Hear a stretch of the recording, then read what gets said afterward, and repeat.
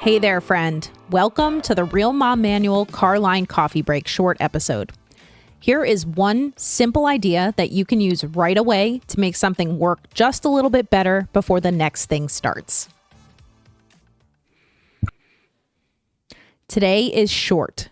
It's tactical and honestly a little bit freeing once it starts working better for you. It is your car. Because leaving the house is one of the highest friction moments of motherhood. Not because we're disorganized or not trying, because it's all about transitions. And transitions require executive function, memory, emotional regulation, time awareness, physical coordination, all of those things on our end and for our children. And most of us are doing that for ourselves while someone's crying, someone can't find their shoes, we're running late, someone's asking for a snack, I gotta go potty, all the things. So we default to correcting and escalating. Go get your shoes. Why are you barefoot again? Wear your socks. How many times do I have to tell you this? Let's go. We're late. But here's the reframe. If the same thing keeps happening, the same point of friction every time you go to leave your house and get in your car, it is not a children's behavior issue. It is a design flaw. You need more containment and more predictability.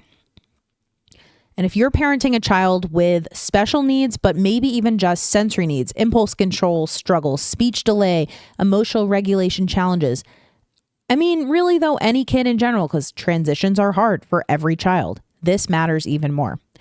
You cannot lecture a nervous system into calm. It just doesn't work, obviously. And usually it has the opposite effect. At least for my kids, it does. Every time I try to say, okay, let's take a deep breath, let's calm down, it just has the opposite effect. So instead, you design for it. That might mean shoes, hang out and live in the car. Maybe you have one pair of shoes for each kid that actually lives in the car. A backup sweatshirt or a jacket that stays in the back seat all the time. A sensory object that's clipped to a car seat so that once your child gets in the car, they have something to touch and move while they sit calmly as you help buckle them.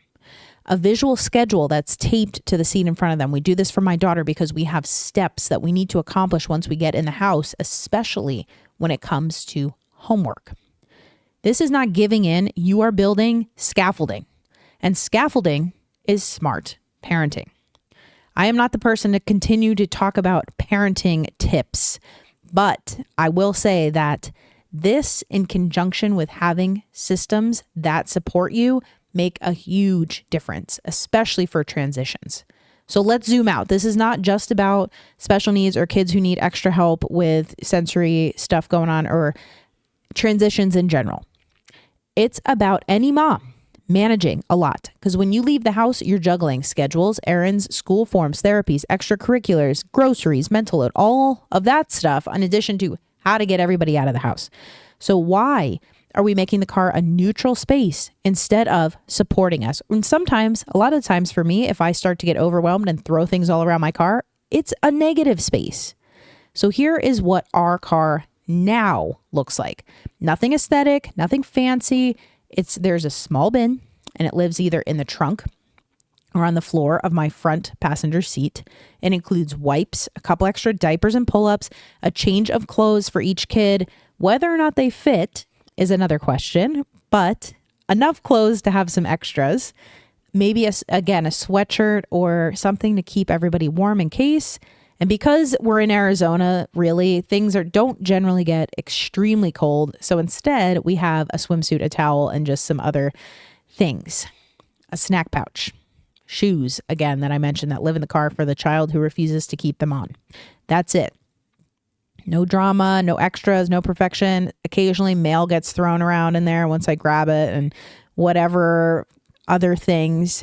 But now we have fewer emergencies that, we need a snack, I need wipes, I need this, whatever it is. They live in a bin in the car, so I will always have them if I need them. And here's something important. When you remove predictable friction, you lower your cortisol. For you and for your kids, clutter and unpredictability signals unfinished business to the brain, and it is scientifically proven that stress levels, especially for women, raise when clutter is around. But predictable systems signal safety. Your nervous system relaxes when it knows if this happens, it's already handled. That is power. And that's why future you thanks past you for 5 minutes of setup.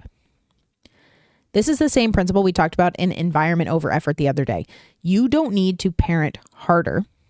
You need the environment to carry more weight.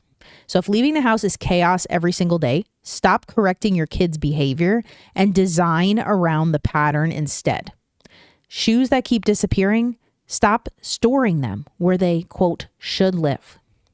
Kids melting down when they're hungry, stop relying on memory and throw some snacks, that dry snacks in your car so they're always around. When you pick up your kid from school, they were on overdrive all day. And sometimes they just need to sit, fill their bellies with a little bit of who knows what. I'll say animal crackers, even though I probably would love to give them more protein and get that brain like a little bit more calm, but another conversation for another day. So this is not lowering the bar to just, turn your car into some closet. It's carrying less that you need to be on top of constantly. So here's your 5-minute move. Pick one friction point related to leaving the house. Just one right now. Is it shoes, extra snacks? Do you need jackets, diapers that you keep forgetting? Figuring out the transitions, whatever it might be. Fix it once. It doesn't have to be perfect right away, just intentional. See where it goes. And remember, predictability beats lectures and containment beats correction. And systems that hold up are always going to beat willpower that fades. I'll talk to you next time. Thank you so much for spending your time in the car line with me today. If this helps something feel just a little bit easier, share it with a friend. And leaving a quick review helps more moms just like us find practical tips just like this. Until next time, keep it real, keep it simple, and I'll talk to you soon.